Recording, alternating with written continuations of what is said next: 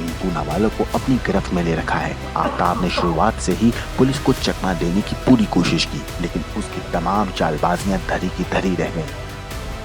श्रद्धा के body parts को तलाशने की कोशिश की जा रही थी। कुछ बॉडी पार्ट्स अभी तक मिले हैं, लेकिन उनका फोरेंसिक होना बाकी है, क्योंकि फोरेंसिक होने के बाद ये साफ हो पाएगा कि वो मानव अंग है और उसके बाद वो डीएनए कराया जाएगा उसका। वैसे जब से आफ्ताब पकड़ में आया और कत्ल के बाद उसका शातिराना अंदाज सामने आया, तो हर तरफ एक ही सवाल कौंध रहा था, आखिर आफ्ताब पुलिस की हथकड़ियों में कैसे फंस गया।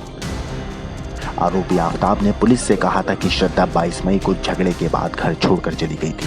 आफ्ताब ने यह भी कहा था कि घर से जाते वक्त वो सिर्फ अपना फोन लेकर गई थी, जबकि बाकी सारा सामान छोड़ गई थी और इसके बाद से वो उसके संपर्क में नहीं है। लेकिन पुलिस की तफ्तीश में आफ्ताब का ये झूठ पकड़ा गया, क्योंकि कॉल रिकॉर्ड ने आफ्ताब की सारी पोल खोलकर रख दी थी। आफ्ताब और श्रद्धा के कॉल रिकॉर्ड से पुलिस ने बहुत कुछ जान लिया। पुलिस के सामने उनकी लोकेशन की जांच की।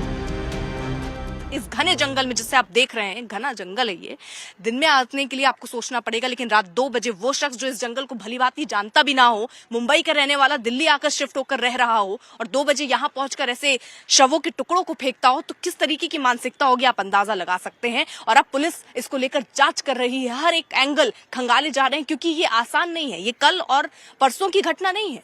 इस घटना को हुए 5 महीने से भी ज्यादा का वक्त हो चुका है। तो कई सच सामने आ गए, लेकिन आफ्ताब ने यहीं अकेले फर्जीवाड़ा नहीं किया, बल्कि उसने श्रद्धा के खाते से पैसे तक निकाले।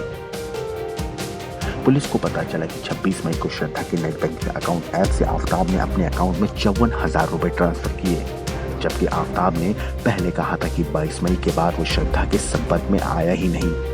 26 मई को जो बैंक ट्रांसफर हुआ था उसकी लोकेशन भी महरौली थाना की ही निकली। इतना ही नहीं, 31 मई को श्रद्धा के इंस्टाग्राम अकाउंट से उसके दोस्त के साथ एक चैट हुई थी।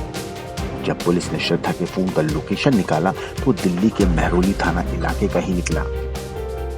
यानी पुलिस को ये पता चल चुका था कि आफ्ताब के पास श्रद्धा का न सिर्फ सोशल मीडिया अकाउंट का पासवर्ड मौजूद है, बल्कि उसके खाते की भी सारी जानकारी है और वो श्रद्धा के नेट बैंकिंग का पासवर्ड भी जानता है। हालांकि शुरू में तो आफ्ताब इन सवालों के जवाब देने से कतराता रहा, लेकिन जब पुलिस ने पूरा कच्चा चिट्ठा उसके सामने रख दिया तो उसे कबूल करने में देरी नहीं लगी कि उसी ने श्रद्धा को मौत के घाट उतारा है।